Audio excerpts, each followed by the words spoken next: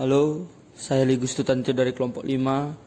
Saya di sini akan menjelaskan kelenjar-kelenjar endokrin pada mencit atau mus musculus. Yang pertama ada kelenjar hipofisis. Yang kedua ada kelenjar tiroid.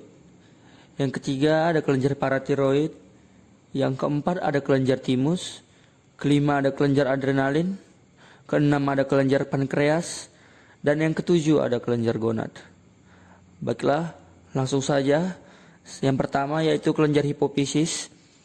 Kelenjar ini dikenal sebagai master of glands karena bisa mengontrol kelenjar yang lainnya. Sekresi hormon dari kelenjar ini dipengaruhi oleh keadaan emosi dan perubahan iklim. Kelenjar hipofisis terbagi dua, yaitu anterior dan posterior. Lalu yang kedua ada kelenjar tiroid. Kelenjar ini berfungsi untuk mengatur pembakaran energi pada mencit, membuat protein, dan mengatur kesensitifan tubuh terhadap hormon lainnya. Lalu yang ketiga ada kelenjar paratiroid. Ada dua jenis sel dalam kelenjar paratiroid. Ada sel utama yang mensekresikan hormon paratiroid yang berfungsi sebagai pengendali keseimbangan kalsium dan fosfat dalam tubuh mencit melalui peningkatan kalsium dalam darah dan penurunan kadar fosfat dalam darah. Lalu ada sel oksifilik yang merupakan tahap perkembangan dari sel utama. Lalu yang keempat ada kelenjar timus.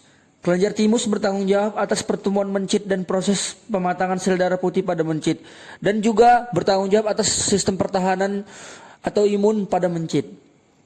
Lalu yang kelima ada kelenjar adrenalin. Kelenjar adrenalin atau kelenjar anak ginjal terletak di atas ginjal bagian kiri dan kanan. Bagian luar dari kelenjar adrenal berwarna kekuningan yang menghasilkan kortisol, dan bagian medula yang menghasilkan adrenalin dan non-adrenalin. Lalu yang keenam ada kelenjar pankreas. Ada sel pulau Langerhans yang terdapat pada kelenjar ini. Sel pulau Langerhans berfungsi sebagai penyekresi hormon insulin yang mengatur kadar glukosa dalam darah. Sel terletak di dekat intestinum dan berwarna kemerahan.